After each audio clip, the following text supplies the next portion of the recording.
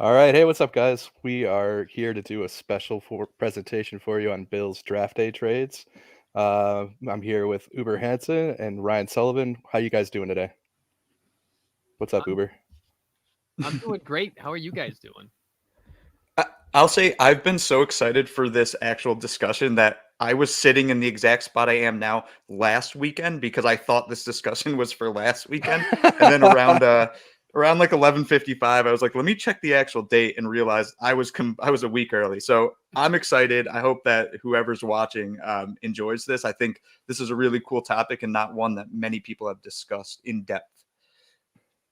Yeah. So, I was thinking about this and doing like a short video on some of these scenarios, and I saw Ryan tweet out his spreadsheet that he makes with all the different scenarios where if the Bills want to go to like any pick in the first round Mhm. or trade back to any pick in the second round, and he lays it all out. And like, wait a minute. And then I think Uber, maybe you responded to that tweet like with a link to your site where you've got all this info. Yeah, I reached out to you guys. I figured, hey, let's just get a roundtable going and talk this stuff through because it is pretty interesting.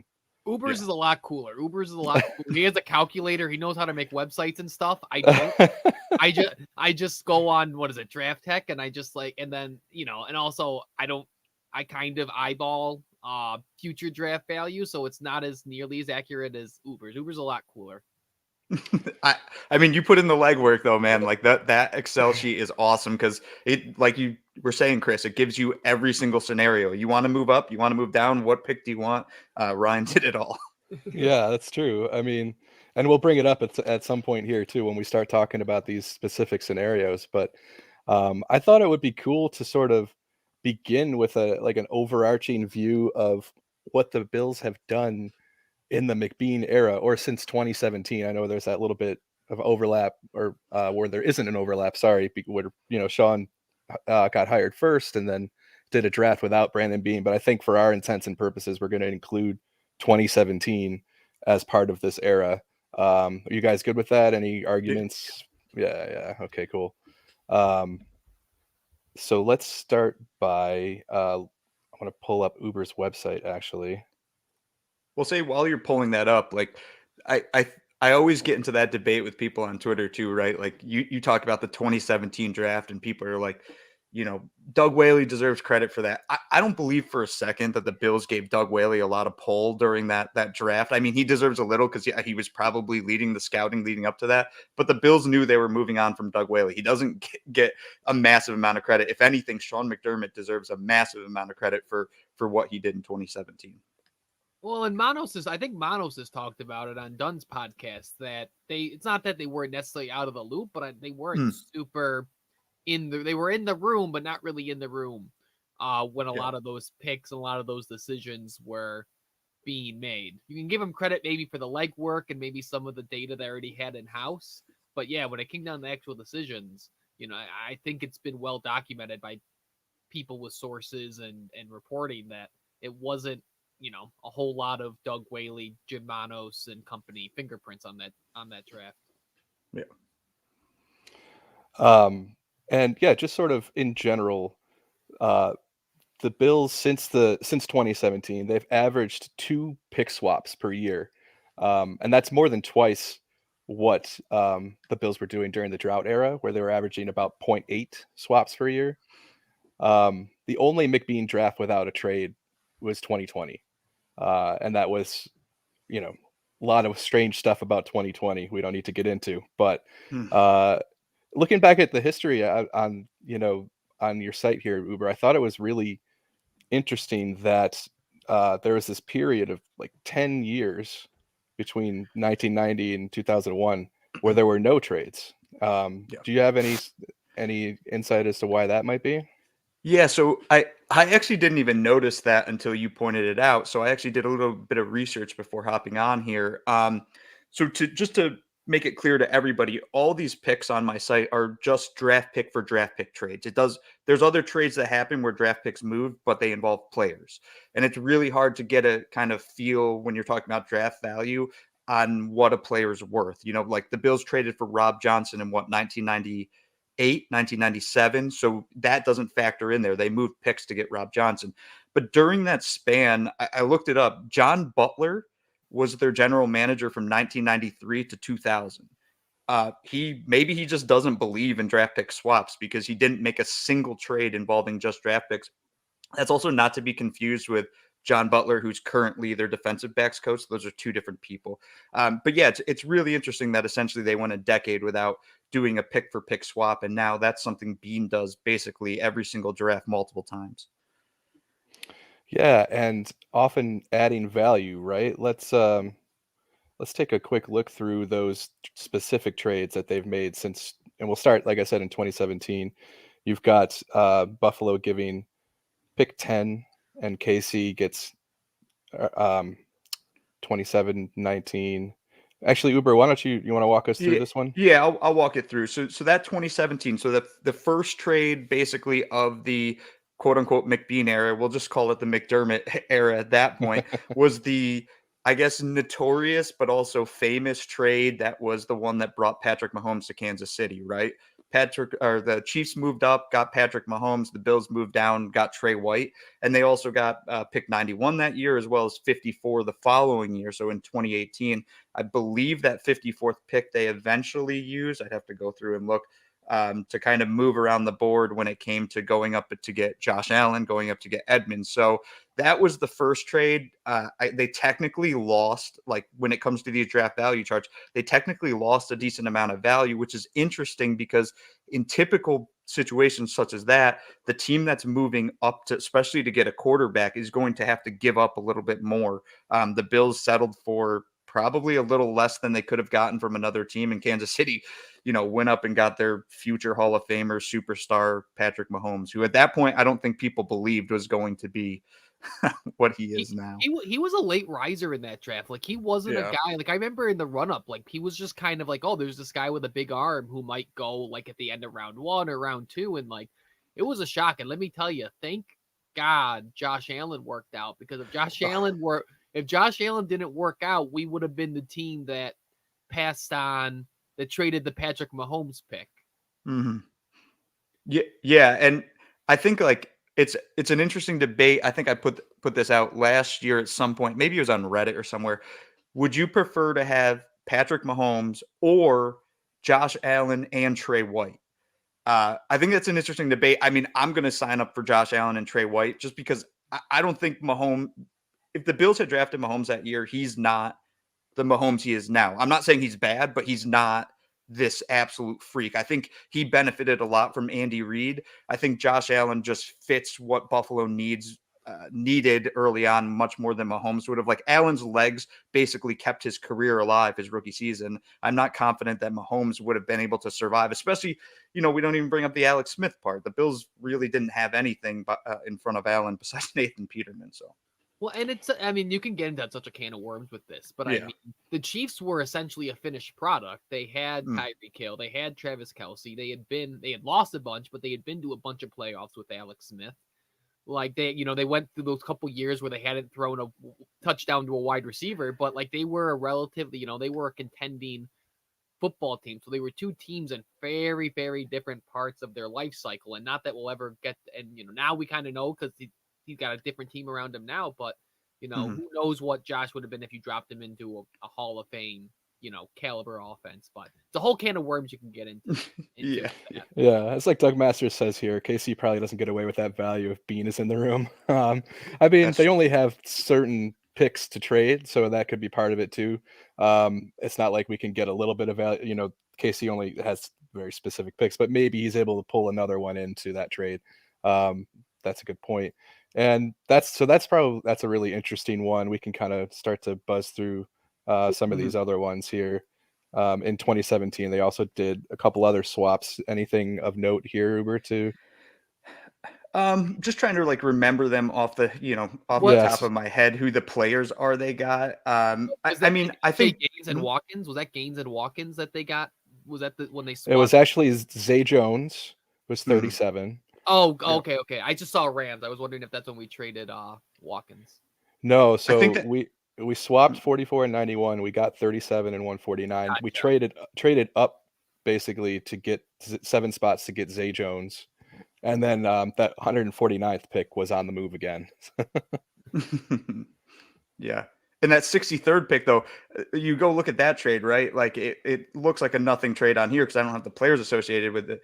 That's the Bills moved up to go get Deion Dawkins, who is Yep. now their franchise left tackle. That was a great trade, Yep. And you look at it and you see the Bills, gain 1.2% in value or whatever, whether it's Hill or Johnson. That those values, and Chris and I were kind of talking about it a little bit before the show.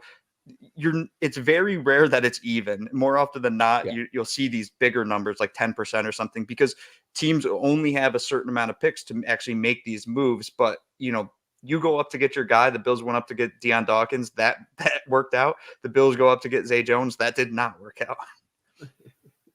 Yeah, and it's a really, really cool feature on Uber's site here. Is we've got the hill values here now, but you can switch it over to Johnson if you want.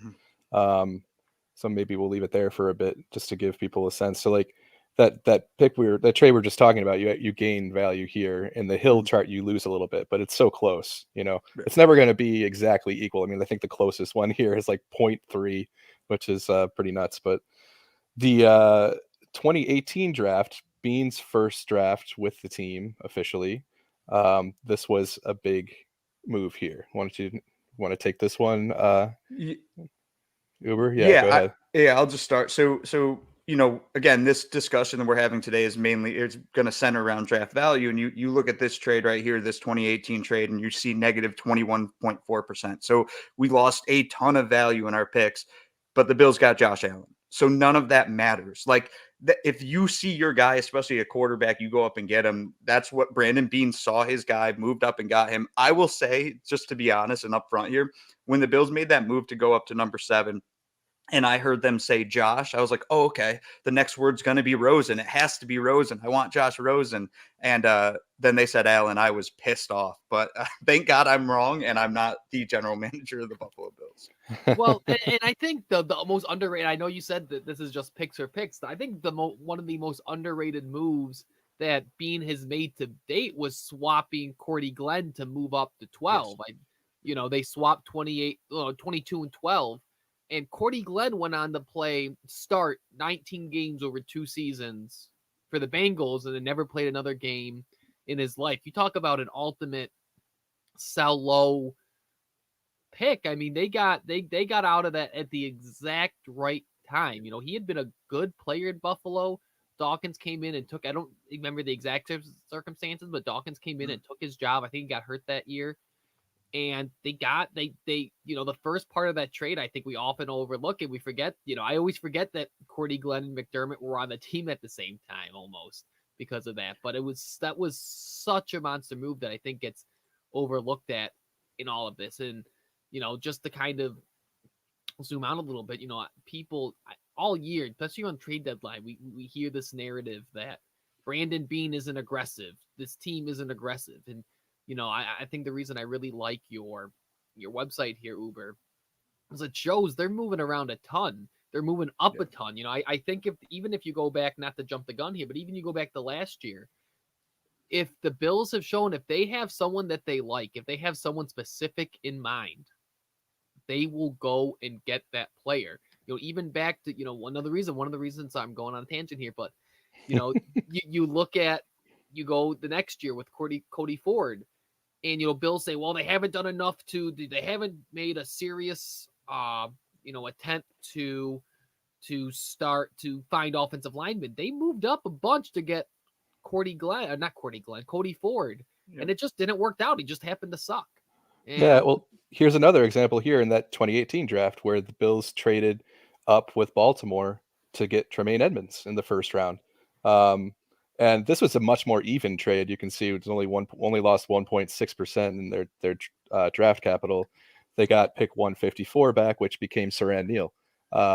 So, I mean, it's a hell of a move, in my opinion. And we saw Tremaine. I know he was a controversial figure with the fan base, and maybe less and less so over the course of his tenure. And by the end, I think that it seemed to me like more people than not wanted him to stick around. Which I'm happy about because I think he was a great player for this team, and I hope he does well in Chicago. Yeah, and to that trade, and I'm actually pulling this up. I was talking to Chris about like an article I'm actually prepping for cover one, but that trade where they moved up and got Tremaine Edmonds, They moved the 22nd overall pick. The 22nd overall pick ended up being Rashaan Evans, I think, with the Titans. Rashaan Evans is not as good as Tremaine Edmonds. So the Bills made the right decision there, moving up to get, their guy when they didn't think Evans was their guy, or Edmonds would fall.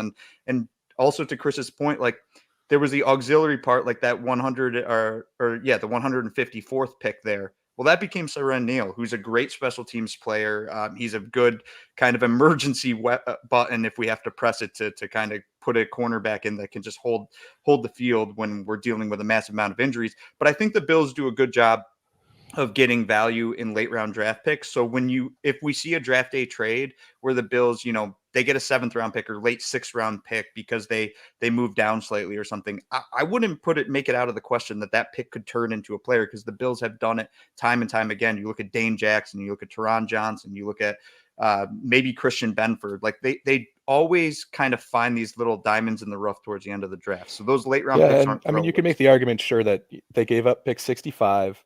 That's a good pick. They might have been able to get some, a better player than Siran Neal there, of course. But, sometimes you got to give up. You got to decide, right? It's all, if you've got a guy on the board that you really want, that you think is going to make a difference on the team, you give up that spot in the 60s to move up 6 spots and grab them while you can. So then now we're on to 2019. Okay. And here's a little one. I mean, we only moved up 2 spots here with Oakland, and we gave up 158, which I believe is a 6th round pick. Is that? I'm not sure, actually. But that was a move in which, I don't know if you know off the top of your head who we grabbed there. That was for Ford. That was for Cody. That was for Ford. That's the Ford one, right? Yeah. So they gave up a late round pick. They really liked, him. They were worried about someone else taking him, because I think at that point he was probably standing out on the board as go ahead, Ryan. Sorry. I think that's the embedded video. I think there's an embedded video out there of Beane freaking out because they didn't think they were going to get Ford, and then someone passing on him and then making the call to move up there. Yeah. And hindsight's 2020, right? We look at this pick now and we say, what a bad pick. Cody Ford didn't pan out. You basically use an early 2nd round pick to get him. Well, Cody Ford was graded out as a 1st rounder. Like, many mock drafts had him going in the 1st round. So the Bills saw a 1st round talent. Maybe they even had a 1st round grade on him, and they said, well, let's go up and get this guy because he's better than the 38th overall pick. It didn't work out. It doesn't always work out, because the draft, to a point, is kind of a crapshoot. And it stinks that Ford didn't work out. But like I've said before, and I've written articles about, the Bills have found much more talent in the draft than they've had misses, regardless of what people really want to say. And they didn't give up much to trade up in terms of draft cap, only 1%. Then later on in that draft, they do a swap with Washington here, again moving up. Sorry, I don't know if you guys. I'm sure you can hear my doorbell. You got to guess, Chris. No, I'm sure it's my daughter's friends looking to play with her, but she's out right now. So. But so they trade up again with Washington here. But do you know who they took there? I'm trying that's the Dawson Knox pick. Yeah, that was another. They saw their guy. They saw some upside in him. Dawson Knox panned out. I mean, he is a legitimate tight end 1 in the NFL. You get him basically at the end of the 3rd round, borderline 4th round pick. That's a good draft pick, and it's worth moving up and kind of giving up these 2 picks and to go up and get him. And they even added 4.5% of capital there with that swap. And I got a little, I lost my place because of the doorbell there. That's why I had the pick pulled up, and I'm like, wait, where the hell did that go? All right. So now we're looking at 2021. We said earlier there were no trades in 2020. 2021, there was one here with Houston. And this was a trade back. This is the first trade back, right, of the McBean era, where they gave up 174, and Houston gave them 2 picks, 203 and 212. This is an interesting one to me, because look at how much draft capital they lost. And I remember when Beane was asked about this pick, it wasn't in the context of this lost capital. They didn't get that into the weeds with the charts. Just the 6-year-olds ringing the doorbell. That's things you can't plan for on a live podcast. But I remember in the interview post draft, he was saying they had a bunch of guys on their board that they still liked, and they wanted to bring in more. This is that interview where Brandon Beane was saying it's difficult for Buffalo now to get UDFAs into the facility because they know it's going to be difficult to make the team. So they give up 174, but they get 2 picks for it. And they, can draft 2 guys rather than trying to be part of that UDFA frenzy and compete with all the other teams after the draft's over. Yeah, and one of those picks was DeMar Hamlin. I mean, you're looking at a guy that they were kind of grooming to fill in Poyer's role or be the heir apparent to Poyer or Hyde. And, we all know what happened this year, and it's kind of thrown a wrench in it. But now DeMar Hamlin's cleared. Serviceable player. Yeah. They've done a good job of finding serviceable players on day 3. And, if you really want to talk, again, this getting the weeds, but this is a podcast that's in the weeds kind of with everything here. You want to talk about how if a draft pick hits, did they outplay their contract? And they found a bunch of guys in day 3 that have outplayed the value of their contract. I think DeMar Hamlin across the league, or at least on the Bills, had the highest, I forgot the term, the performance payout at the end of the year. So, they've done a great job that they can just start hitting on these day 2 picks. Yeah. And even I think another point, which I like to look at on these day 3, like, yes, they lost value, but I feel like day 3 is much more like a lottery, right? You're hoping that you just scratch off one ticket and you really hit that one out of the park. The more tickets you have, the better chance you have. Like the difference between the player picked at 174 and the player picked at 203 really isn't that big. It's more just preference of these teams. So with the Bills looked at the situation, they said, we could have 2 picks. We got 2 shots at making a player work, or we could have, 1 pick and hopefully we hit on that one. And actually, just to throw this out there, Ryan, one of your favorite players was a part of that trade. That was the Marquez Stevenson trade. He can still make it. I'm still waiting. He can still make it. Yeah. They could bring him back. You never know. Yeah. They love to bring guys back. Oh my God. So now we're into 2022, last season. That first trade we saw was in the first round where they moved up a couple spots by swapping with Baltimore because Kaiir Elam was the last guy with a first round grade on their board. They didn't really lose any capital to do that. They traded a 4th round pick, but the cap was even on the charts. And they did it again. They went and got the guy that they wanted on the team. And a lot of people were mad at that. I remember last year, and maybe still people all are upset because I think they jumped. Who did they jump to get there? Was it Baltimore that they jumped, or was it? Dallas. They traded with Baltimore. Dallas. They traded with Baltimore. Dallas. It was Dallas that they jumped. Who, very much needed a cornerback and very much still needs a cornerback. So, I think sometimes teams have intel that we'll never know. And maybe Dallas also had a 1st round pick on Kaiir Elam. And, I think when Beane has someone who's the last one in a tier and someone who's like you said, last one with a certain grade, it's worth that 4th round pick with security that you're going to end up with the player that you value. It matters. Mm-hmm. Absolutely. Later on in the draft, we saw them trade back, second time in this era. They traded back a few spots with Tampa, and they picked up 180. So they traded 130 away earlier. They got an extra pick back here. They gave up 3.7%, but they got another pick. And then later, this is in round 2, right? They traded back twice before taking James Cook. Here's the second one. They traded back another 3 spots and got another pick. That's just stacking picks later on. And then the last one here in 2022, this was when they moved up to grab Khalil Shakir, who had dropped down into the early part of the 5th round. So there you go. Once again, we saw, let's see, there's 1, 2, 3, 4. I already know there's 12 because it's 2 per year. 3 of them were trade backs. So 75% of the time, the Bills are trading up to get players. and only 25% of the time they're trading back, which I think is pretty interesting in this conversation as we try to like forecast what might happen in the draft. Yeah, and just to go on that last pick where they moved up, so the last kind of draft day trade they've done where they went up to pick 148, they went up to get Khalil Shakir, and Brandon Beane spoke about that, and he said that they had a 4th round grade on him. So then it came into the 5th round, and they said, we can go up and get a guy that we graded for the 4th round. We might as well do it. And they got him into camp. So that was, Brandon Beane also is a lot more open about what he does probably than any other general manager. He talks about things I've never heard GMs talk about, like on the Pat McAfee show. He's very transparent whenever he goes on there. So for him to say, hey, yeah, this is the grade we had in this player. We wanted him. We went up to get him. I think a lot of GMs do that, or basically believe that and just don't say it out loud. So it's kind of refreshing to have Brandon Beane so we understand what's going on. Maybe not so much as Jim Irsay.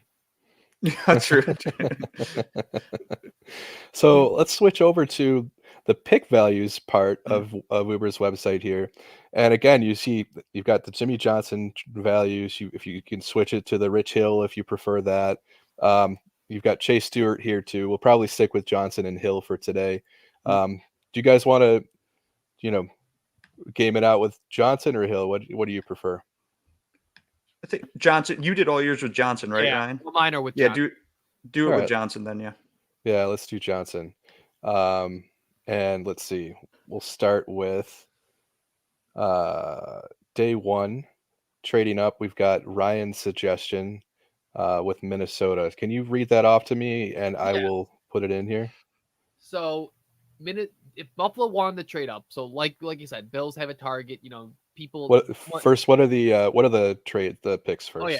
So Minnesota gets 27 and 91, and Bills get 23 and 119.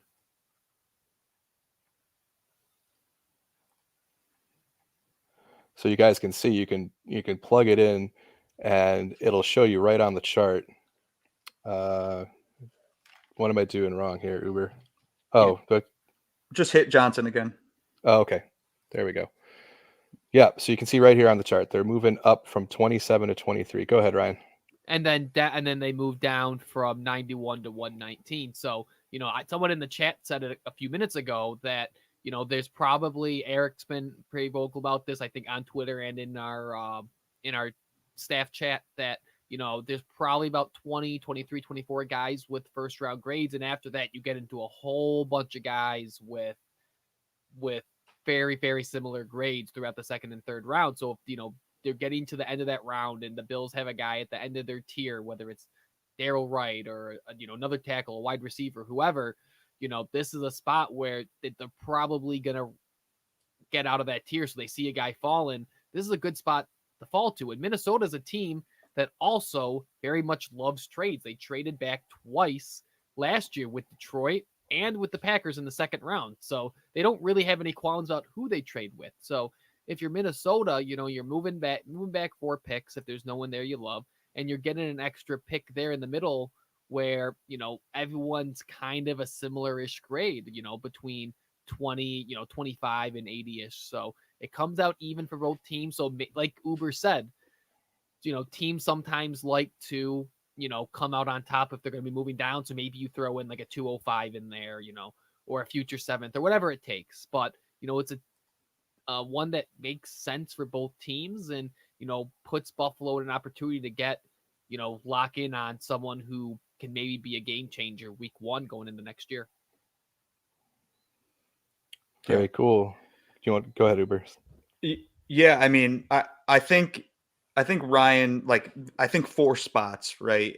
It's going to be so hard for the Bills to go up super far on day 1. They just don't have, they only have 6 picks this year. They don't really have the assets. And I don't think that, Beane wants to move next year's 1 or next year's 2 in order to move up. So I think 4 picks, maybe they try to go up 6 picks or something like that. But if I was a Bills fan, I am a Bills fan. Just don't think that the Bills are going to trade up to like pick 12. That's not going to, I can't imagine a scenario where they go way up the board to go get their guys. So only if a guy is there at pick 23 or the early 20s, could I see Brandon Beane saying, yeah, I'm going to move the assets to go get that player. Well, yeah, and that's a really good point. And if you look at what it costs, right? We're sitting here at 27. It costs 120 points on the chart to move up to 23. Let's real quick look at the Bills trades. This is, the draft tech chart that shows where the Bills are for all their picks. So if you need to go 680, the one we were just talking about was 680 to 760. That's 100, or sorry, did I get that right? I think I did my math Yeah. wrong, but um, if you want to get up, into like the Detroit pick, you don't really have. It's just tough to do that without you got to trade your second round pick basically, or get crazy with future picks or just adding a whole bunch of picks into the mix. It's just really tough. Like if you want to get to 16 with Washington here, uh, it would take that would be 310, 320, right? So maybe they can do it with the second round pick, but do you want to give up your second round pick to make that move? Yeah, and especially with the cap issues that the Bills are going to have, not just next year, but in the future with all their big contracts. Like they need these low cost control players. They can't afford to just give away all their draft picks to go get one player. Then they're going to kind of be in, between a rock and a hard place in the future where they just don't have the ability to kind of fill out a roster with hyper talented players. So you're looking at trading up in this range here, like probably the Mhm. 20s, and we'll move on to Uber's suggestion for the first round trade up, which Yep. is to trade with the Giants, I believe, right?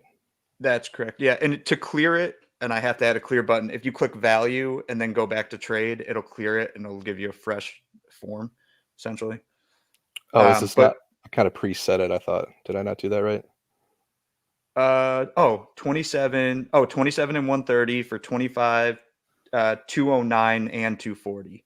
So you Oh, I can add missed 2-9. another, yeah, 209 as well. So to kind of explain what's happening here, because I know this seems silly too, right? We're doing a two spot trade up, which the Bills did last year to go get Kyer Elam. So this is kind of a weird trade that I think Bills fans might be pissed off about. But this trade in my head is to go up to get Dalton Kincaid, the tight end.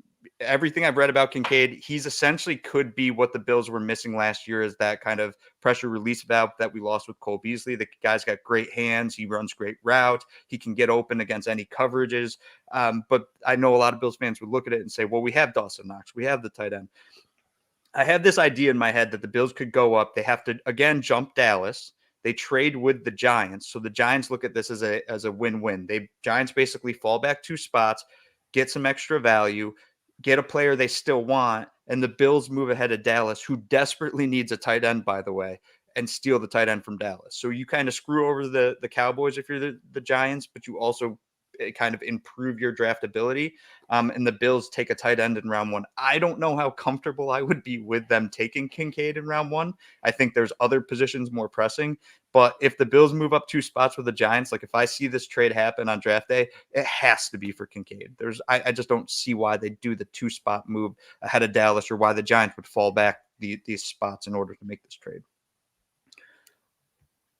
And I will say with with Dalton Kincaid, I've been listening to some shows and reading stuff that like, a pass catcher is a pass catcher is a pass catcher, and there's people who you'll read. Dave Brugler, I think, has this take that Dalton Kincaid might be the best pure pass catcher in this draft, and if you get a guy who can essentially be power slot or whatever you want to call it, he's a really really good pass catcher, and whether whatever label you want to put on him, you can discuss positional value, but might just be a really good pass catcher.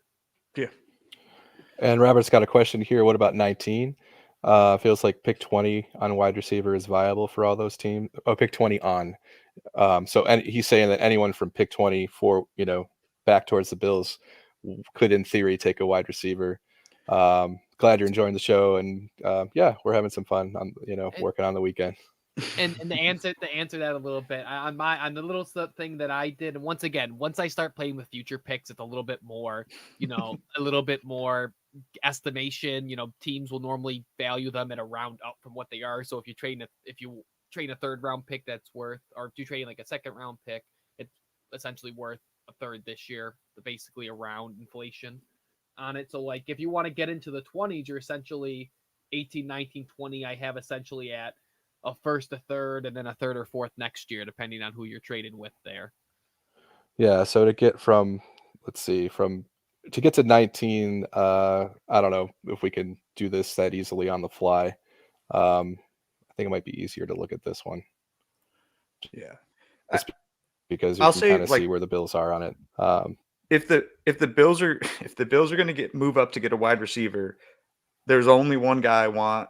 It's Jackson, like Jackson Smith-Njigba. Like that guy's so freaking good, and he would fit this team so perfectly.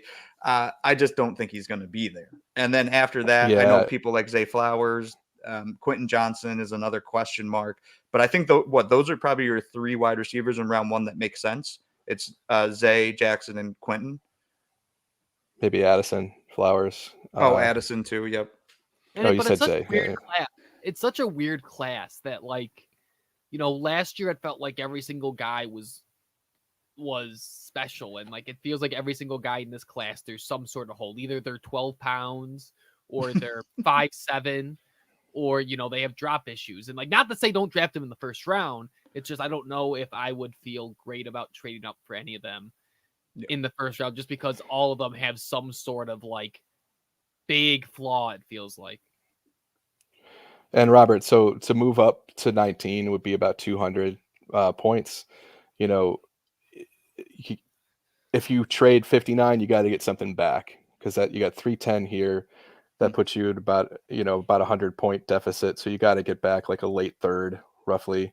And I don't know, does Tampa have a pick? See, that's the thing.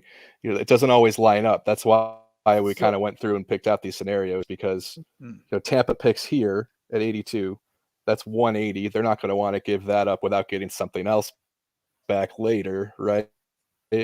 Us pick until, I don't know. I didn't even see it. Here, let's do this. Yeah, I have Tampa as a 82, and then they don't pick again until the round 5. Yeah, I have Tampa as 27-91 and a 2024 third, but that could easily be a 2024 second. You know what I mean? Yeah.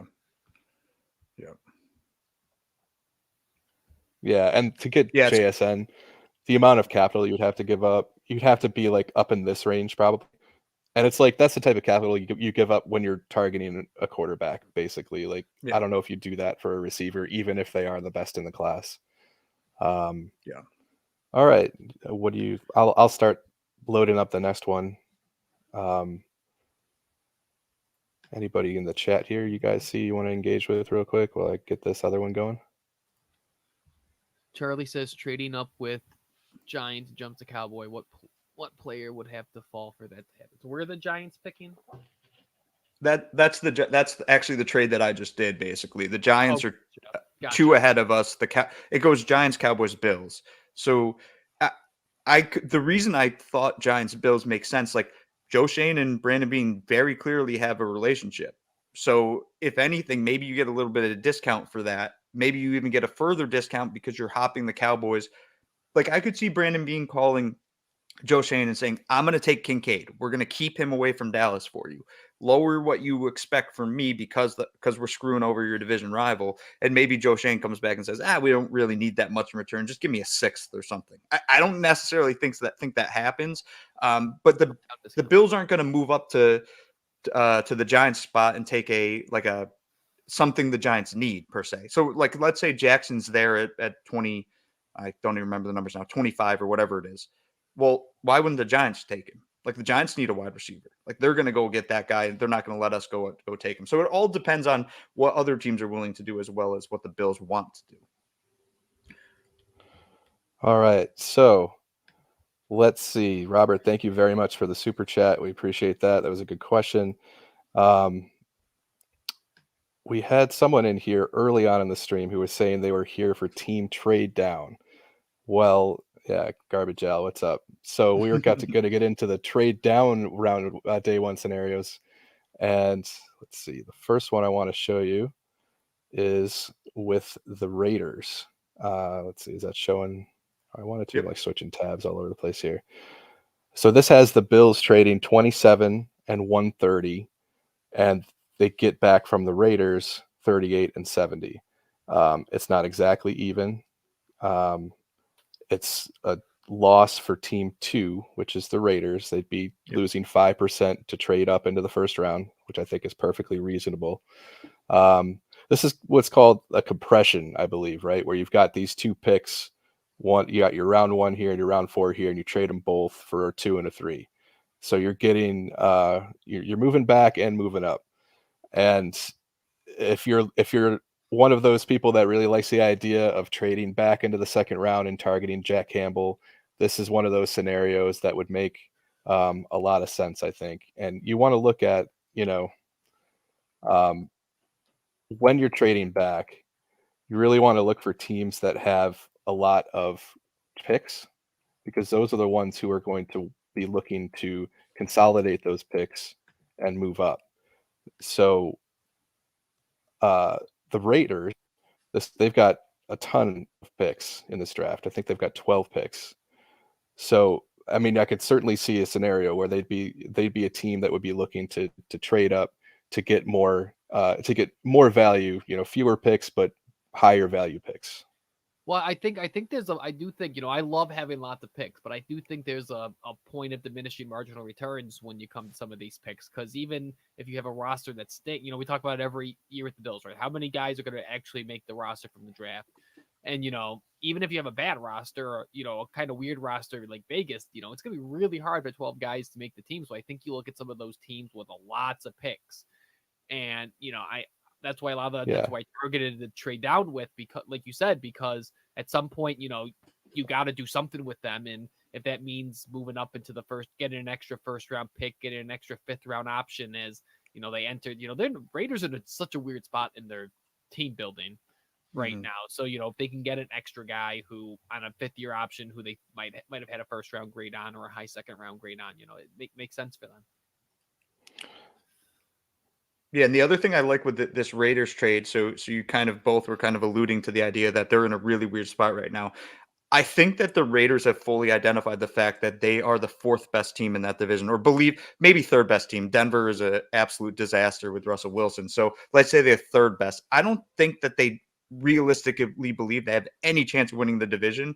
I think they brought in Jimmy Garoppolo basically as their bridge quarterback for a young guy to sit behind. Well, if the Raiders want their young guy, he might be there at pick 27, and that might be Hendon Hooker. Hendon Hooker could fall. The Raiders could say, hey, let's move up. We can get him. We can redshirt him for a year, prep him for the future, and maybe years down the line, we can compete with the likes of Kansas City and the Chargers. So all of those picks, they're 12 players aren't making the Raiders that they draft. That just will not happen. I can't even fathom 12 draft picks making a day one roster. So the Raiders really have an incentive to actually move up, keep moving up the board throughout the entire 3 days of the draft. I was lucky enough to be part of Greg Thompson's 32 GM mock draft last night, which if you guys weren't already aware of it, it was really an interesting exercise where there were 32 people, one for each team. So you were drafting against people as opposed to drafting against the computer, and it was a lot of fun. I had the Raiders, and it was a great team to draft with because they have all this capital. And that was the angle I took, was to be super aggressive, keep consolidating picks and moving up. And by the end, I was really, really happy with the haul. I can show it to you guys later on if you want, but because we're going to talk about the Raiders again, I think I have a hunch. But for now, I wanted to let's move back to Ryan for your day one trade down. Why don't you tell us what's going on here? So I have, and I want to say I totally forgot DeAndre Hopkins exists when I made this trade, but I put some. I was notes going to bring it up. I made some notes. I made some notes after the fact, so not taking into account Hopkins as of yet. I have Charles again coming in. I have Buffalo giving up 27 for 34, 96, and 213. Yeah, and I mean, this is the scenario where this is a scenario, I should say. Maybe D-Hop is part of the mix here. I mean, how do you value D-Hop, right? That's the thing that I think is so hard right now in the NFL, is where do you value receivers? I mean, every player is different, obviously. But yeah, go ahead. it's such a weird situation because I would have thought someone would have swooped in and taken him over. You look at all these teams that were in good contract position and added an alpha. Look at Buffalo, Stephon Diggs. Look at the Eagles and AJ Brown. Look at the Dolphins and Tua. I'm shocked no team with more cap space. The Lions, who else has a young quarterback right now? I know Chargers don't have a ton of cap space, but one of Jaguars. these Jaguars, exactly, Jags. One of these teams who really has an opportunity to add an alpha because you've seen what they can have. No one stepped in. So obviously the league right now doesn't see the value in D-Hop as they have some of these other guys in the past, and part of that's probably his contract. And it seems like the league is really playing hardball with the Cardinals, and maybe part of that is that now Michael Bidwell is the worst owner in the NFL, maybe, and so teams are kind of using that card against him. I don't know. So you look at this trade, and you throw D-Hop in there for Arizona, and maybe it becomes a pick where you don't have to it becomes an even swap plus D-Hop, or an even swap, or swap 27 and 34 plus maybe 213 thrown in there for Buffalo. Like it's a pick that both teams kind of have the picks to make it happen there.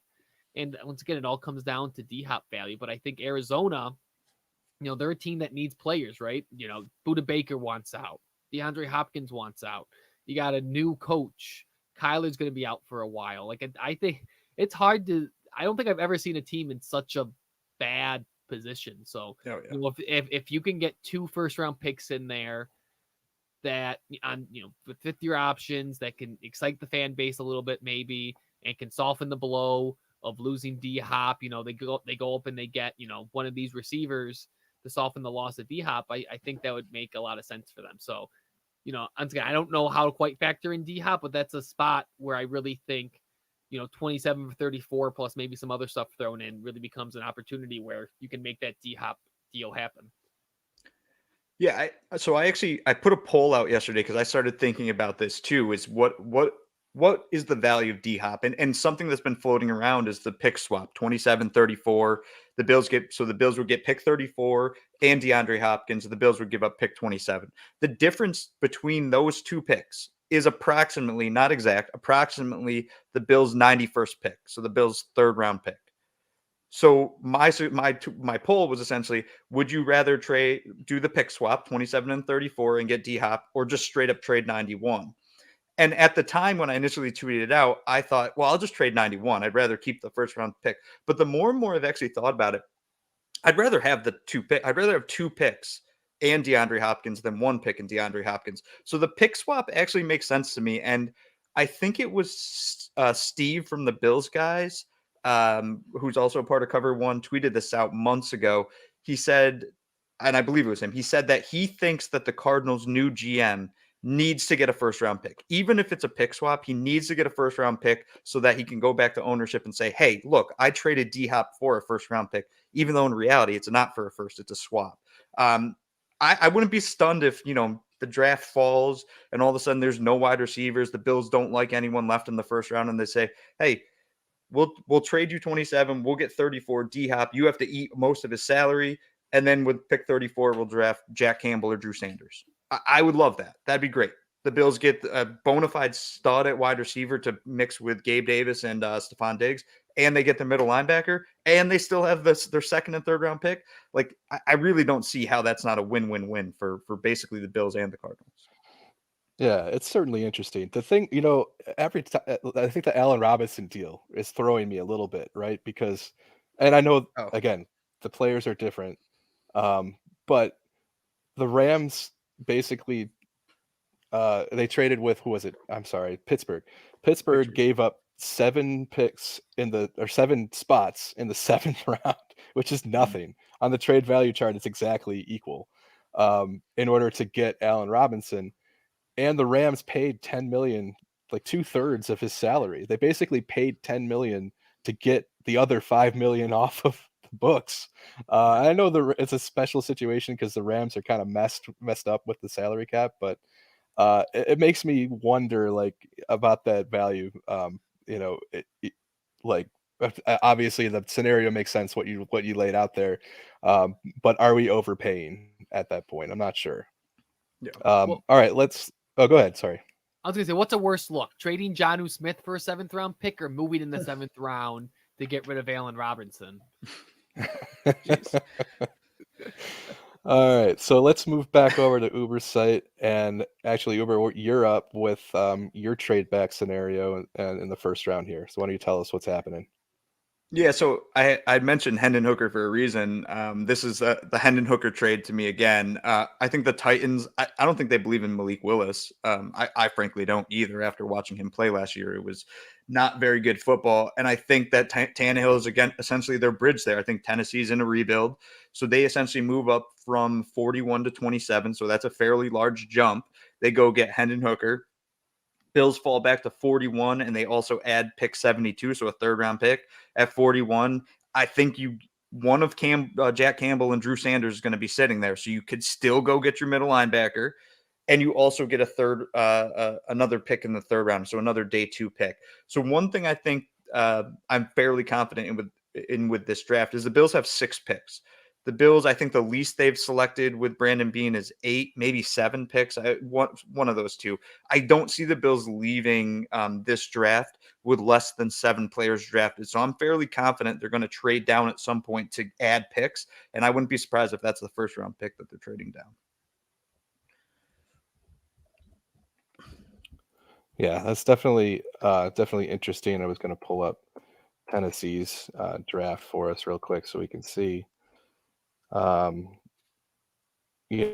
gets them back into the first, like you said. It gives them kind of a wasteland here in the 2nd, 3rd, and 4th, and not much capital to move back up. But if you get the quarterback that you're looking for, then it all makes sense, right? Like we're talking about with those McBean trades in real life. And Yeah, and if okay, go yeah, ahead. you go, Ryan. You go. No, I was gonna say just to add on. You talked about. I like the point you made about the Raiders being very self-aware. I'm imagining Tennessee's probably self-aware. They see the trajectory of Jacksonville, and they've kind of realized that they've probably maxed out this version of their roster, and they probably have to do a little bit of a soft reset, and having going out and getting a Hendon Hooker, letting him sit a year, and kind of resetting things and giving everything back to kind of ground zero, probably makes a lot of sense for them. Yeah, and to that point of them being self-aware, like there were talks and rumblings that they were ready to cut Kevin Byard. And if you're ready to cut Kevin Byard, then you're in a full reset, full rebuild. Like you don't cut a superstar safety of his caliber. He's still a very good football player. And then as for getting that quarterback in the late 1st round, we look at what the Eagles just had to do for Jalen Hurts. Because he was a 2nd-round pick, they couldn't wait another year. They had to pay him. Like he had to get a contract because they didn't have the 5th year option. So if you can go up in the late 1st and you can get a Hendon Hooker that you might think's your franchise quarterback, you have more ability to sit him for a year because you can always drop that 5th year option on him and then a franchise tag and then a second franchise tag. So you get to keep them much longer as long as you have that 5th year option. All right, so let's come back over, and my suggestion for moving back in the 1st round actually also involves a player. We give up pick 27, and we get pick 67 and Jerry Jeudy from Denver. I know that Denver has said they're not looking to trade him. Look, maybe not, but I think that he's a tradable asset. He's at a position that the Bills are clearly interested in, and this is a value that I really like because, the rumblings are that Denver wants a 1st-round pick for Jeudy, which is tough. Like I don't think they're going to get that. They used a 1st-round pick on him, so I understand wanting to get that back. But if you look at this scenario where the Bills give up 680 in draft capital to get 255 back, you're valuing Jerry Jeudy at roughly like a mid 2nd round pick. Okay. Denver still gets into the first round, which I'll pull up their picks for this year because it's pretty bleak. Um, and the Bills get, a third round pick back, which helps to soften that blow in terms of the value. So they're paying a second round value, but Denver gets their first round pick, and you can see from Denver's draft that they don't pick currently before the third. So they would be giving up, one of these two picks and Jerry Jeudy to move up here to 27. The Bills, rather than pick Jordan Addison or trade up, right, for Jordan Addison and use assets, rather than pick Zay Flowers at 27, they get Jerry Jeudy and they get a third round pick. So I love this move. I think it would be really, really, exciting if they did this. I mean, I think Jerry Judy's a great player. He's still on a rookie contract, and he's someone that I feel like, I like the fact that, with a rookie, there's always that unknown element, right? Yeah. You can project what they're going to do in the pros, but you don't know for sure. The young player like Jeudy, who's been in the pros, I know he's had some injuries that have maybe kind of dampened the output that he could have had so far, but he's demonstrated that he can play, and so you're kind of eliminating that unknown. Not to mention, the Bills did something like this once before when they traded with Minnesota to get Stephon Diggs. They gave up their first round pick. They brought in a guy who was proven to be, a pro level wide receiver, successful in the pros. So I don't know. What do you guys think about this? I mean, it makes sense. I Yeah. like it. All right, go ahead, Uber. You go. Yeah, I was gonna say to your point of like the unproven rookies, like we can all think that these rookies are gonna step in and compete day one and be good, really good football players. I'll throw another complete miss that I had in the draft. I thought Laquan Treadwell was going to be an absolute stud. I thought Laquan Treadwell was going to be wide receiver one, borderline all pro player. He's barely stuck in the league. I think he's still on a team, but he hasn't really done anything. So it's kind of, again, a crapshoot even in the first round if these guys are going to work out or not. So in the case of, trading for Jerry Jeudy, it does on paper look like a lot to give up, right?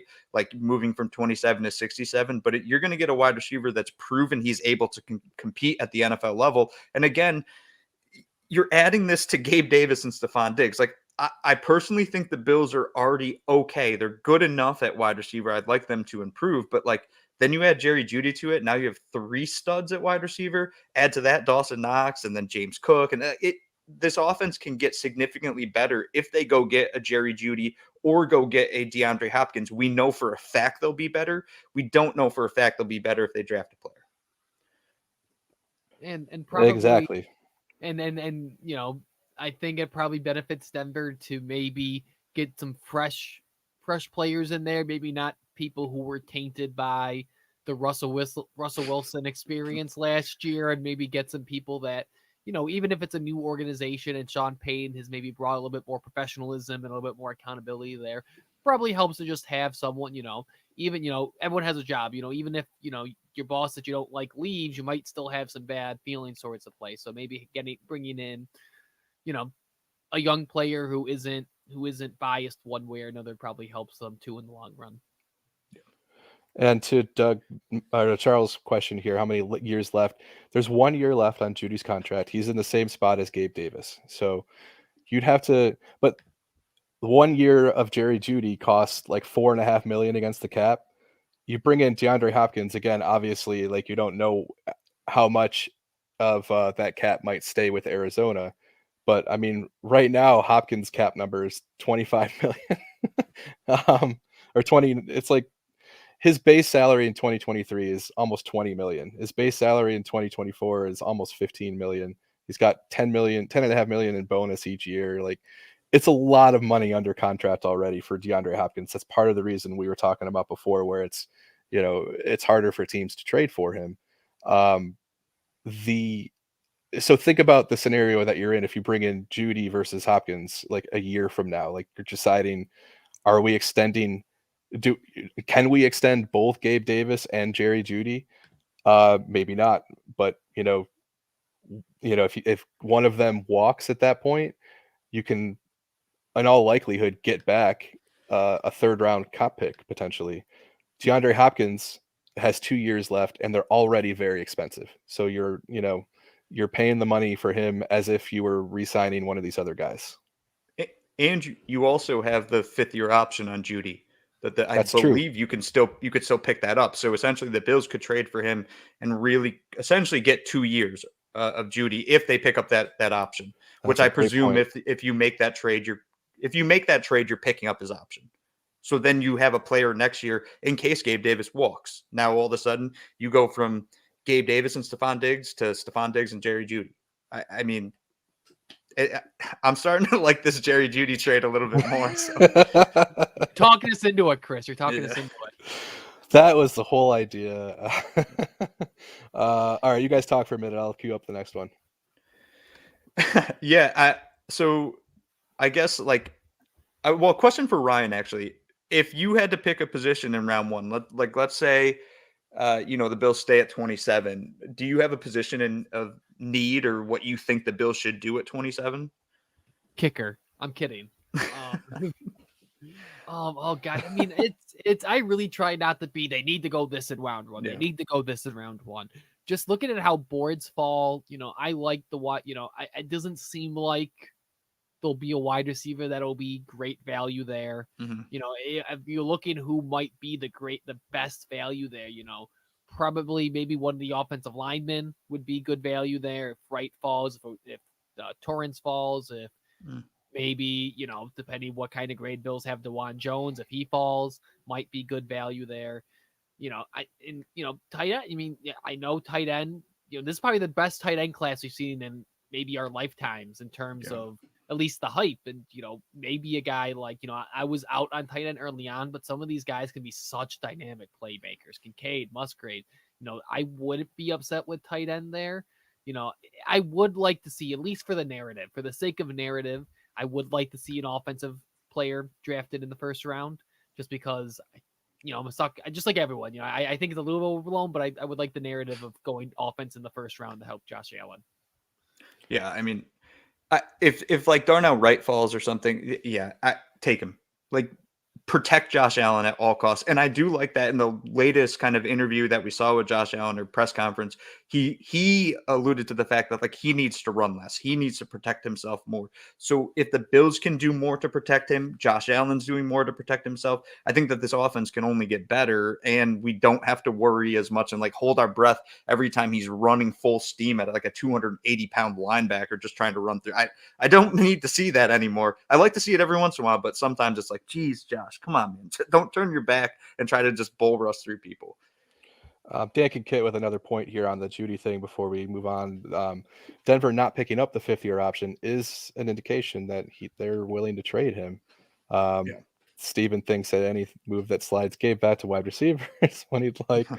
I know that Gabe is becoming one of those controversial figures in the fan base. I think he's better than a lot of people give him credit for. All right, so Uber, this next one is one that you suggested. Why don't you take it over? So this is sorry, I'm just trying to remember which one this is. This is Tennessee. I'm sorry, did I not press? I didn't press it. There we go. Yeah. Wait, this was the previous. This was the round one. Oh, my bad. All right, you're fine. I'm trying to see my day two one. So we're moving up on day 2. Is this round, right? You know what I did? I left 27 in there, and I meant to put 59. Okay. I got you. Okay, so the Bills move, so the Bills trade 59 and 91, so it's a 2nd and 3rd round pick, as well as a 4th round pick next year, by the way. Yeah, to try to close this gap here. Yeah, to close that gap is what I was essentially doing. You don't even have to bother adding that. That's just kind of a throw in to tighten it up. And Tennessee sends 41 to Buffalo. So the whole idea behind this trade is I do not think at 59, where the Bills currently sit, I don't think that Jack Campbell and Drew Sanders are going to be there. So if the Bills want one of those two as their middle linebacker to replace Tremaine Edmonds, I personally don't think 59 is a spot they can sit. They have to move up. I think 41 is probably the spot they could go get him. The Titans add another pick. They add a pick next year because, like we said earlier, I think that they're in a full rebuild. the Bills go up and get that middle linebacker. I did a little bit of a breakdown on Twitter. I don't have it pulled up right now. I essentially went through all 32 teams and saw who needs a middle linebacker, who could use a middle linebacker, who doesn't need one now, and who literally won't even look at them. And there are a few picks in that second round where you're going to see some teams that are middle linebacker needy ahead of Buffalo. They might just bite on Campbell or Sanders or Trenton Simpson, someone like that. So I really honestly do believe that if Buffalo doesn't take one of those guys at 27, they have to move up if they want. And probably a good value for it. I think there's some legitimate discussion around the value of off-ball linebacker in the first round. If you can get one of them in the second round, I think that would quell the concerns that maybe a lot of people have over if you want to get in the draft value conversations. Yeah, and if you want, like you're saying here, if you want to move up that far, you have to kind of count on giving up the third round pick and possibly more, which is, it's not insubstantial. It's a pretty big. It's a hard pill to swallow for sure. All right. I had us, let's see, 91 and 137 for 84. Plug that in real quick. I already have 91 in there, so let's change that to 137. And I said 84. This is a trade with Miami. And I know, like, in the conference, or in the division, you might think, but the Bills have traded in division before.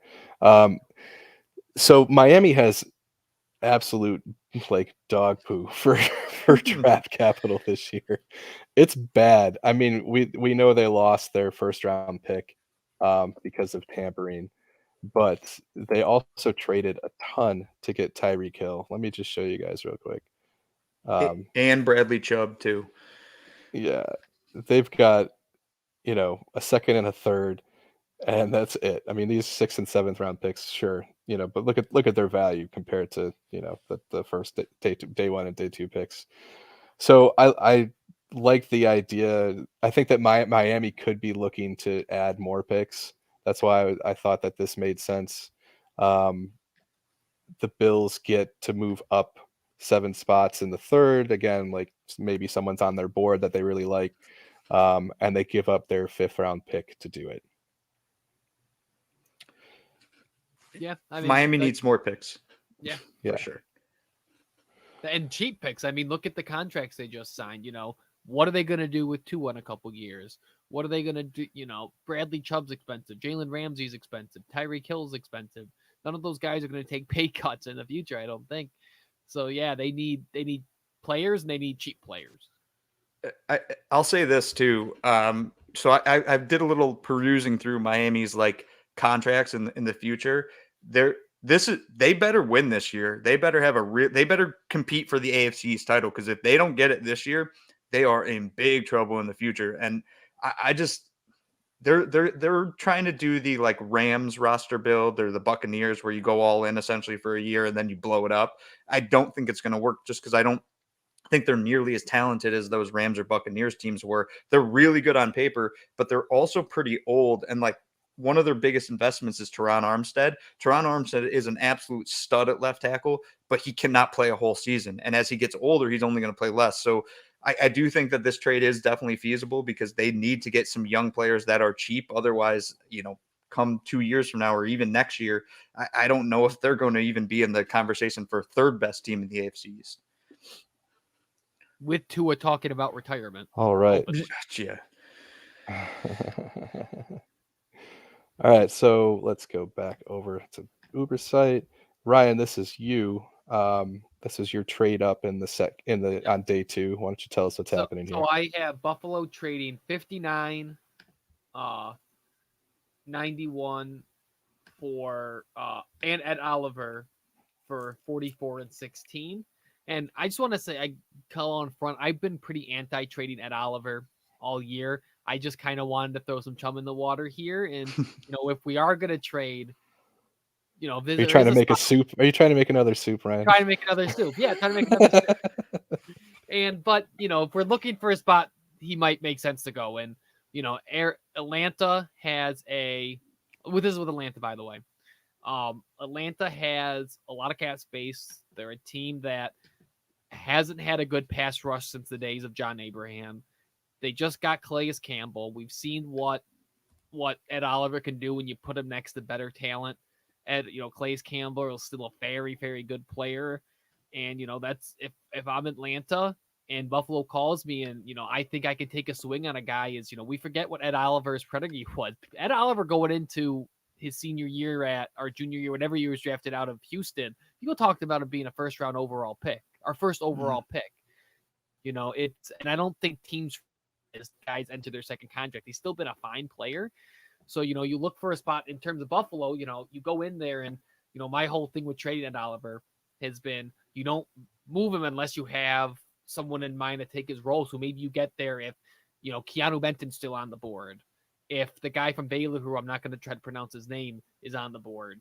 If one of these guys who you have a good grade on is there and you can just swap out Oliver for one of these guys, I think that makes a lot of sense. You still retain the same number of picks and, you reset the clock on that position in terms of contract value.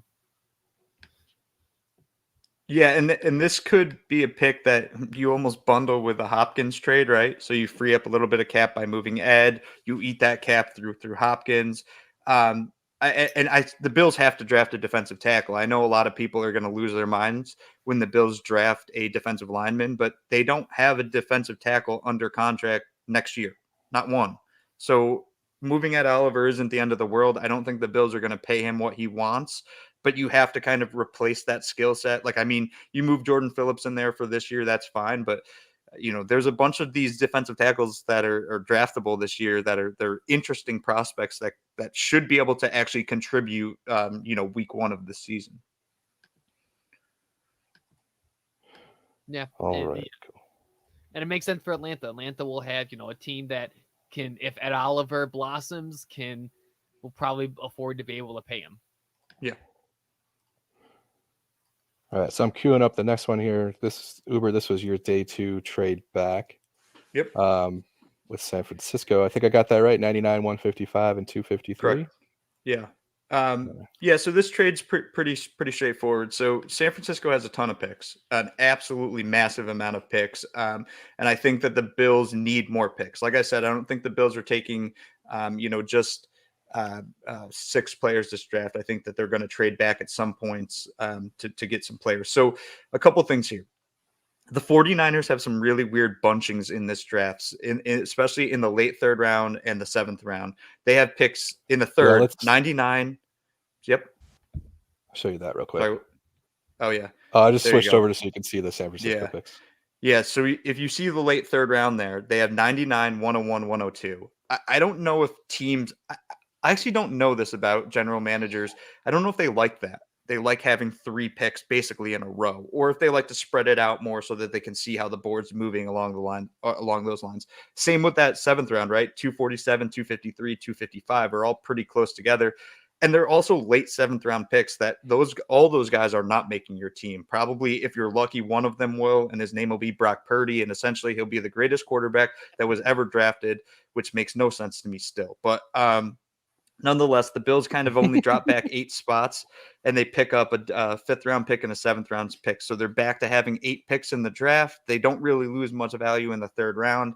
I don't really see why this trade would be considered awful. I don't think it's great. It's just, hey, we can still get a 3rd round pick, and we still can take 2 flyers at the end of the draft.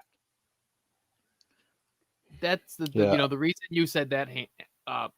Is this Uber the same reason you said that? Same reason I have them later on day 3 as a team to trade with a team that just has a ton of picks and they're super, super, super talented, and they're going to have to do something. And I think it's a lot of, not necessarily San Francisco. There's a lot of teams with back-to-back draft picks in this draft. The Jets have a pair of back-to-back draft picks. San Francisco has 3 and 4 picks. There's another team I can't think of off the top of my head now. I was looking at yesterday that has back-to-back picks at some point in the draft. Yeah, what I would love to see more that San Francisco does is they trade that 101, 102, and then let's say another pick for Aaron Rodgers. I would love that. That would make me very, very happy if that's the move. I just want him not to go to the Jets just to see them absolutely collapse. They basically created this situation where they're fully dependent on getting Aaron Rodgers. If they don't get him, the season's over. Yeah, Tim they have, Boyle's their starting quarterback? they have no. That's a funny situation. I opened up a new can of worms here. What an absolutely ridiculous situation. And like, I don't know if the Packers can do it because I know they're owned by shareholders, so maybe they have fiduciary responsibilities. But man, if I was an owner, I'd be like, nah, you can retire. We're gonna ask for 4 first-round picks, or you're gonna retire. One of the two. Like, they put him through so much. What an incredibly weird and strange situation they got going on there.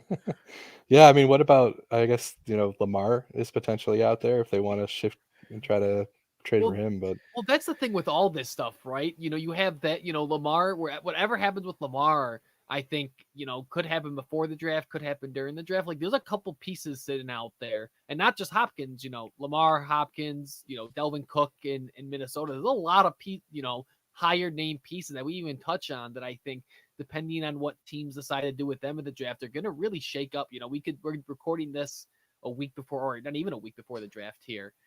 And it, back by tomorrow or 2 days from now, none of this could really even be relevant.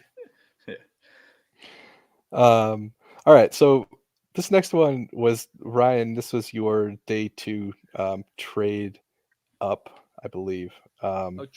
Trade down or trade up? Was this the one with the Chargers? This is the one with the Chargers. Yeah. This I one, think this is- well, yeah, go ahead. So this one was with the Chargers. It's got a lot of moving pieces. So Buffalo, or was this trade down? Buffalo trades 59. Oh, so this, I guess, this was a trade up. I don't know why I put this in trade down. So Buffalo would trade 59, 91, 130, 137 to the Chargers for 54 and 85. So Bills are basically trading their 2 4th-round picks to trade up in both the 3rd and 4th rounds here, or 2nd and 3rd rounds, 2nd and 3rd rounds here. And I really like it, once again, for both sides, because Buffalo, you bump up those 2 picks that you get, get a chance to get a Jack Campbell, get, one of these guys that we've been talking about with mid to, 2nd round grades. And if you're oh my God, I said San Diego. If you're LA, this is a team that Justin Herbert's about to be paid. You've had really bad luck acquiring talent of late. You're kind of in a weird salary cap position, going into next season. And like the Chargers, or like the Raiders you talked about, that they have a huge mountain to climb with, with Mahomes sitting in front of them. And, if you look them, they're only moving back, what is it?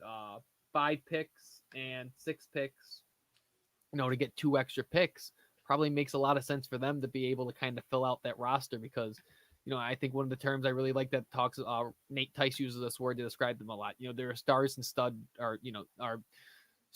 and duds roster. They got a whole bunch of really, really good players with Khalil Mack and Justin Herbert, but they have a lot of really bad players. So if they can, use a couple day 3 picks to try to fill that roster out, I think would really, really benefit them.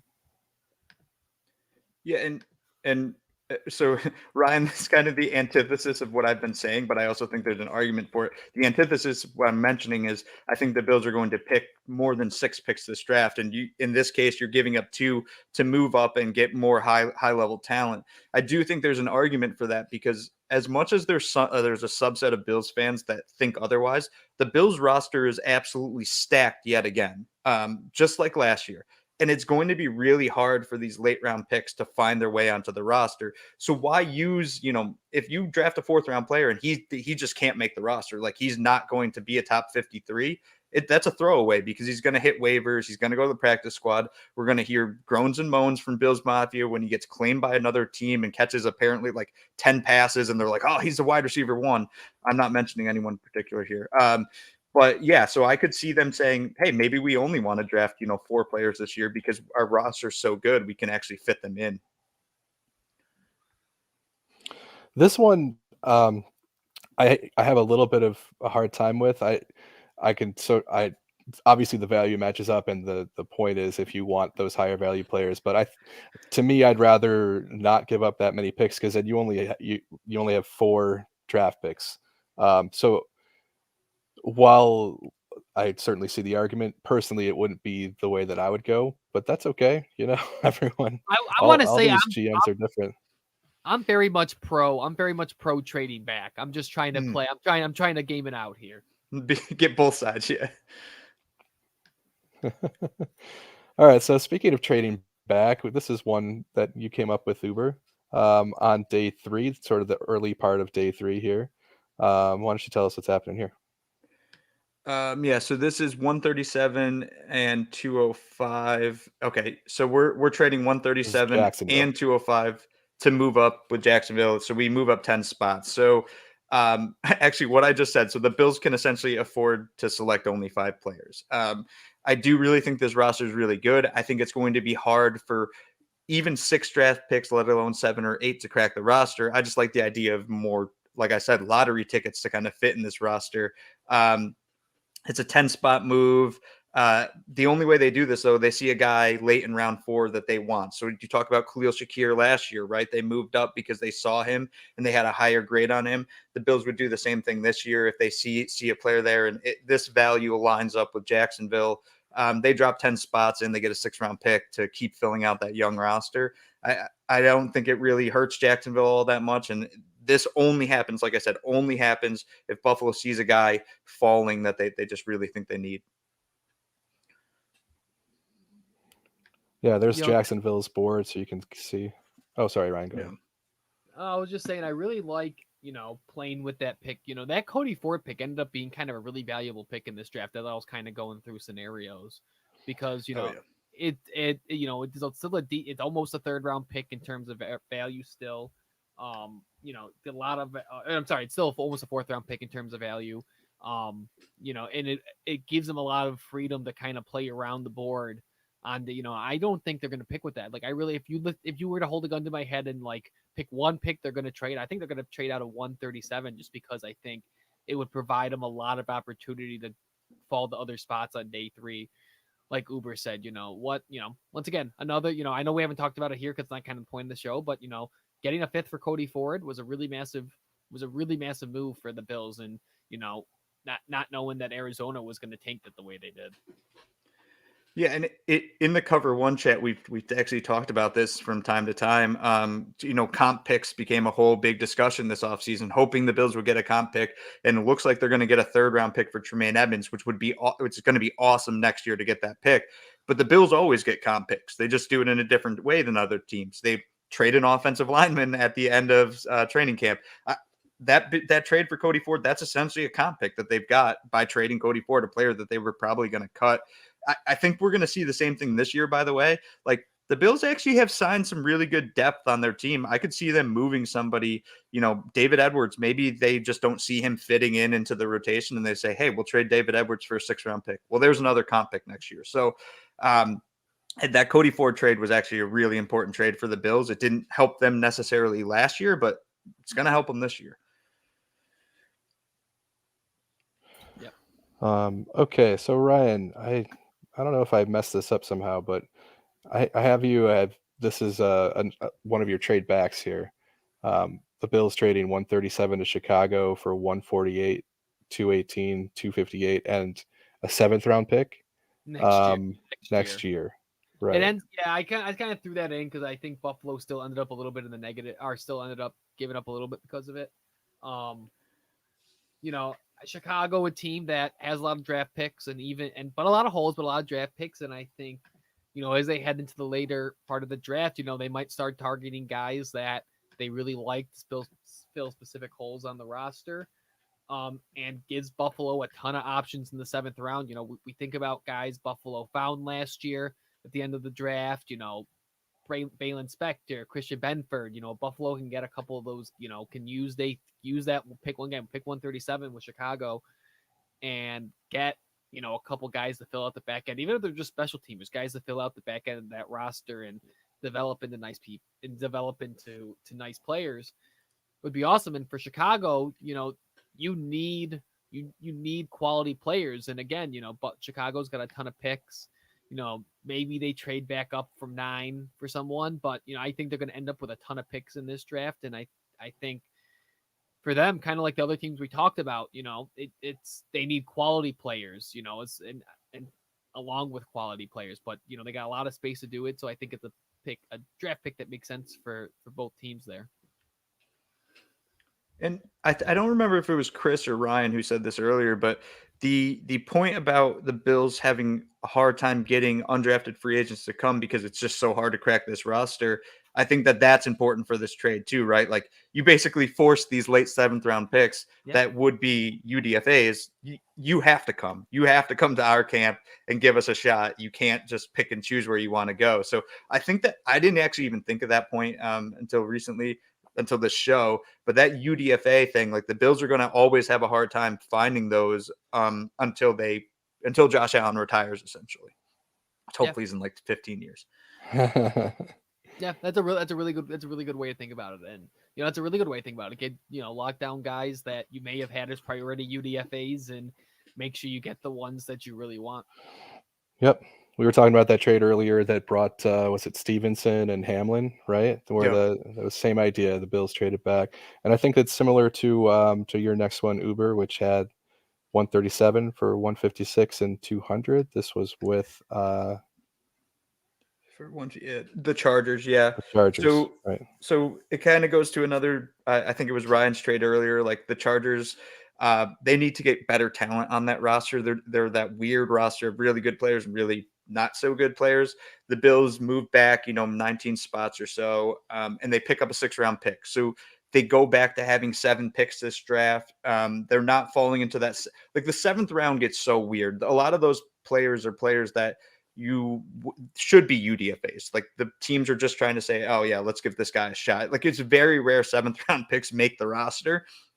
6th round picks, the Bills have actually done a really good job with 6th round picks. So it wouldn't surprise me if they move back with that 137 pick just to go and assure that they have 2 more shots at a player that could kind of crack this top 53.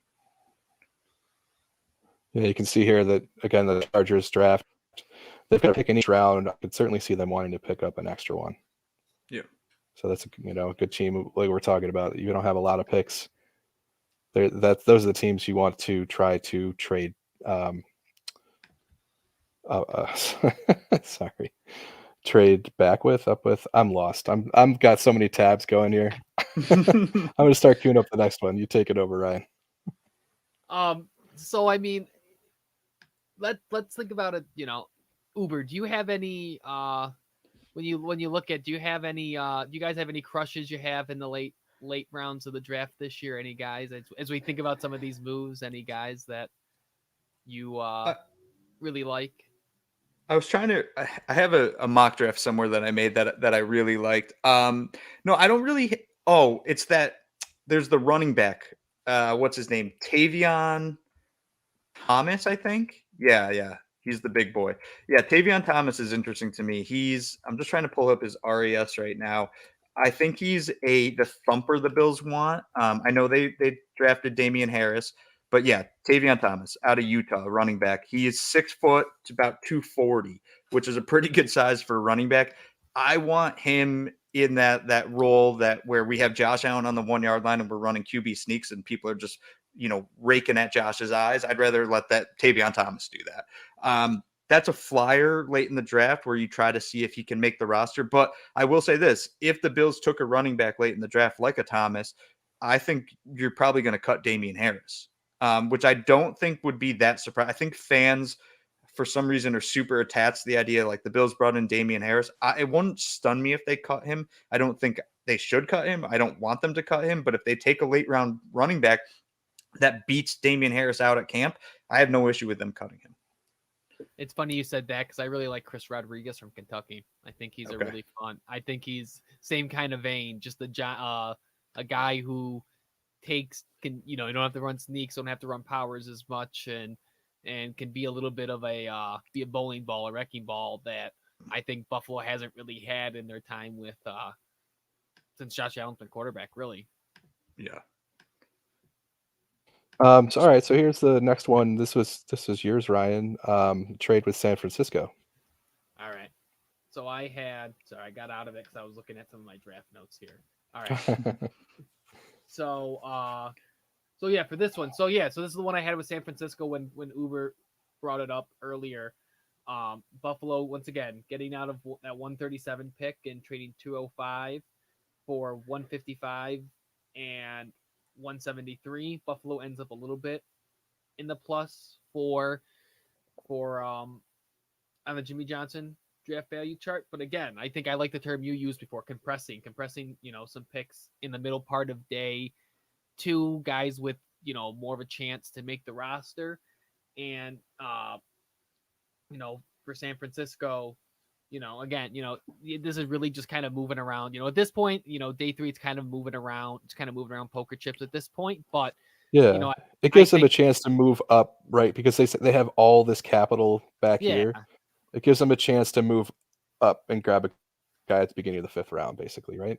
Yeah, essentially, yeah. Allows them to, play around, target who they allows both teams maybe target guys that they have specifically out on their on their boards. And again, I just really like the idea of leveraging that Cody Ford pick into movement on day 3. And this is just another draft pick another trade that gives Buffalo picks later in the day, because the Bills don't have a ton of day 3 picks this year. So I really think they're going to try to get a couple more of those picks, and 137 is going to be the pick that they leverage to do it. I think San Francisco is going to be a big mover on draft day. We're going to see a lot of moves just because you can't pick that many players late in the draft. Like there's no benefit to that. They're not all going to make your roster. Yep. Makes a lot of sense. And did you want to say something else, Ryan? Nope. It kind of plays into my trade back scenario here on the 3rd day. Again, 137. This is trading with Baltimore, who has 157 and 199. You can see that the value is pretty even, and we could take a look at Baltimore's class, but it's the same idea as what you were just talking about. The Bills give up one pick, they move back, but they pick up an extra pick. That's, I think, something that Beane likes to do for this. We don't have to go over it again and again, but it's a tendency for sure. Well, and the thing I really like about your pick here, Chris, is that Baltimore is probably going to end up trading. I'm going to assume at some point during this draft, Lamar gets moved. I would be shocked if at some point during this draft, Lamar doesn't get moved. So, this is going to be a team that could, in theory, end up with a lot of draft picks and, more pick, even, without Lamar, probably more draft picks than they know what to do with here. So, them shedding a pick here in day 3 would make a lot of sense if Lamar, precedes this as a trade. Yeah, I do wonder. Yeah, I wonder how this is all going to work out, because the first round picks, so they need 2 first round picks essentially if they trade on the signed tender, which essentially the Ravens can sit and be like, you have to trade us 2 first round picks if you want his rights, whatever. It's going to be really interesting to see when this first round hits, because the second the first round ends, I believe the way it works is then the first rounds get moved to the following 2 years, where they can then pull from 2024, 2025 for those first round picks, as opposed to right now, they can, I think, only pull from 23 and 24. Yep. Did I miss any of your guys' scenarios? I think that was, No. I think I made it through. But if anything stuck out that I missed, let me know. No, I think you hit them all. Yeah. And I think one thing, like we talked about these trade backs, and Ryan said he's team trade back. I'm with you, Ryan. Like, I want the trade back because I want the extra picks. And I think that where the Bills pick in the first round, they're just not going to have a first round talent there. So if you can get back into the early second, do it. You can still get the talent that you probably would have gotten at 27, and you pick up another, let's say, late day 2 pick or early day 3 pick. There's no reason to not do that. You get 2 players then that have a chance to make the roster, as opposed to reaching on one player. I wanted to bring up Charles' question here from earlier. I had started, because I wanted to kind of get into it, but after we got through the scenarios that we laid out, he says it's widely considered that there's not a talent gap between picks roughly 20 to 80. Does that invite more or less movement in the draft? What do you guys think about that? So I think it would probably say more movement, because I think that teams value players differently, right? Like, so we're talking about the value between 20 and 80. Somebody that is rated, let's say, 35th on one person's board could be number 15 on another person's board. I don't know if that drastic of a change is probably likely on NFL scouts, but if you're if you're a team that sees a player falling into the early second round, like we talked about Cody Ford, the Bills saw him probably as a first round grade back in 2019, I think, and that's why they moved up to get him. So that the difference between 20 to 80, it might all be close overall on everyone's boards combined, but somebody that's number 80 on one person's board might be number 20 on another person's board. So you move up to go get the player you want. Yeah, I mean, I think there's going to be, because I think you'll have people going two directions, right? I think specifically in the area that the Bills are, you'll have people that say, oh my God, I got to go get the guy because they're running off the board. And you're going to have teams that say, well, we're not going to have a guy that we necessarily love there, so we're going to move back, right? That's the James Cook move from last year. Had a bunch of players that they liked in the second round, so they kept on moving back. And, that's how you end up with that. So I think you're going to have teams like the Bills last year in the second round that are just going to keep on kind of chipping their way back and finding draft picks. And you're going to have teams in the Bills range.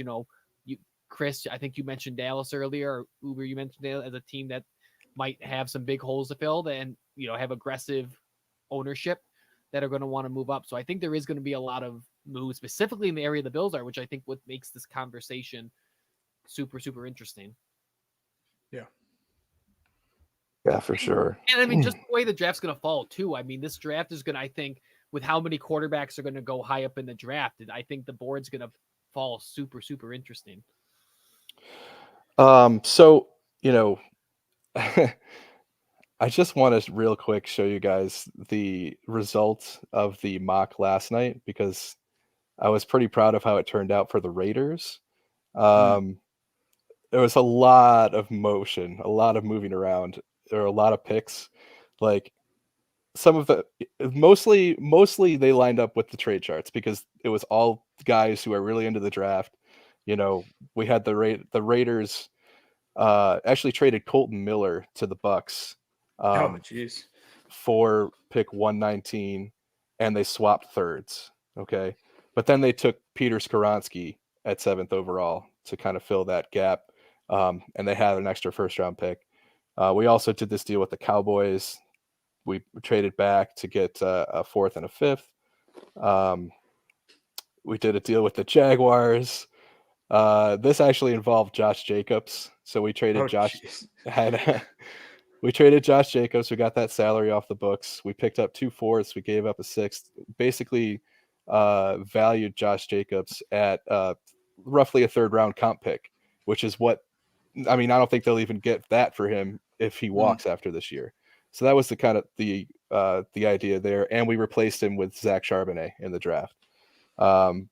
We did a deal with the Patriots. You can see we kind of moved up in the 2nd and moved back in the 3rd. We did a deal with the Jaguars. I think I can comfortably say you're better than Mike Maya. Yeah. We moved up here. We used the 7th to move up 4 spots because Tanner McKee was still there on the board at the beginning of the 5th round. And I didn't even go, like, I was planning on taking a backup quarterback late. I had Clayton Tune pegged in the 6th, but Tanner McKee kept falling, and I was like, F it. I'm going to go grab him. And then we traded with the Cardinals. That might be this pick, actually. Let's see. 5-9. Oh, that was when I traded up to get Charlie Jones, and then I traded up again to get Tanner McKee. So they came out of this draft with Skoronski, Joey Porter Jr., Ojulari, Charbonnet, Tucker Kraft, Siaki Ika, Olu, 2020, Charlie Jones, a backup quarterback in Tanner McKee, and a backup tackle in Warren McClendon here. That was a lot of fun. If you guys haven't seen it yet, it's on YouTube, on the Cover One channel. It's the Greg Thompson show, the Greg Thompson Sports Show, excuse me. It was a really great time. So I would definitely check that out. And again, there was a great mock right before this show, Joe DeRosa's podcast Under Review. They made some moves that were really interesting, and I think the way it fell, the way they came out of it, they traded for D-Hop in that draft. So if you're a trade for D-Hop kind of person, check it out Under Review. The From today, that was a great one. And is there anything that you guys want to kind of get out there that you're working on, sort of before we wrap this up tonight? I've been I haven't been putting out a ton of content in the off season. I'll be honest. I don't love draft season because I'm not a tape guy, and it's too long, and the draft needs to be like a month. Needs to be like a month shorter because like we get into this part of the season, and people just kind of start saying shit, and like I don't know. I get annoyed with it, but I have a couple articles on the website if you want to go check them out. Yeah, Ryan, I'm with you. Draft season's a little too long for me too, especially as a non-avid college football watcher. I do a lot of reading, a lot of consuming of content during this time because there's people that are significantly more knowledgeable about this stuff than I am. Saying that though, a couple things to kind of throw out there. So Chris has been showing it all day. It's my website, billsish.com. You can go there. There's a couple other fun things on that site too that you can play around with. And then also next Saturday. So a week from today is day 3 of the draft. I did it last year. I'm going to do it again this year. It's a full of day 3, the entire draft for rounds 4, 5, 6, and 7. I'll be live on Twitter Spaces with a bunch of people. I have some giveaways planned for that. So just hang around. I will be drinking beers. So by the end of that, I'm sure I'll be a freaking mess. But it's a fun day of just watching the end of the draft and hearing all the cool stories during that day of the draft. And I know you said you don't put out a lot of stuff, Ryan, but this is the spreadsheet we were talking about earlier. That's on my Twitter. I'll retweet it out today. Yeah, retweet that. This is really cool, guys. This shows you, if you're the Bills here picking at 27, this shows you what it would cost to move up to each pick. And it's funny if you want to move up to 30. You didn't even put 1 and 2 in here, but if you want to move up to 3, it's a lot. Yeah. I mean, but yeah, like it's like your whole, your first, second, and third rounder, and your first next year. The other it's hard. The other reason I said a lot because I knew someone was going to be my mention and be like, "Well, we could do that trade." I didn't want to get. I've been trying to argue less on Twitter. So. Yeah, I mean, we're live on Cover One too for the draft next week on both nights and during the day on Saturday. So be sure you're checking that out. Tonight on Playback, Greg and Ant and I are going to be hanging out for the Bandits game. We'll do some more Bills draft talk, answer any questions people have. We're going to show some clips from draft day, which Ant has never seen before. So that'll be interesting to get his reaction when we introduce him to the genius of Sonny Weaver. That'll be fun because he's got some interesting trade scenarios. And if you are new to lacrosse, like I'll be honest, I haven't watched a ton of lacrosse, but I watched the last matchup between the Bandits and the Toronto Rock, who they're playing tonight. And that game took forever to end. The last 12.4 seconds of that game took 10 minutes to because they would not stop fighting. And like they kept trying to start play, and inexplicably, like as soon as the whistle blew as soon as play started, the fight would start again. And then for some reason, the refs, rather than just let the clock run out, would blow it dead and then sort it out and then put it back. Like 3 times this happened, and they just kept fighting. And in lacrosse, they don't break it up right away like in hockey. It's like they fight until someone gets a takedown. And it's wild. It was really fun. So the game's at 8 tonight. We're going to do a breakdown of the end of that last game at 7:45 because I thought it was just hilarious, and I'm excited to show it to you guys. So but yeah, for all you guys that have been hanging out, we really appreciate it. This was sort of a fun idea. I'm glad we got to do it. Uber and Ryan, I really appreciate you guys putting in the work here to get some scenarios that we feel like are fairly realistic. I mean, honestly, I'm excited to see what the Bills do. We know they average 2 of these swaps a year, so we might. Hey, if one of these happens to be what the Bills do, I'll get pretty excited about that. Yeah, for sure. All right. Unless there's anything else you guys want to say, I think we can kind of close it out here. But yeah, again, thanks guys for being here. And you know, I don't know, maybe we'll do another one of these next draft season. For sure. But for now, for Ryan Sullivan, for Uber Hansen, I'm Chris Kepner. This has been a special presentation on Bills draft day trades. We appreciate you guys for coming, and we're out of here. We'll see you next time.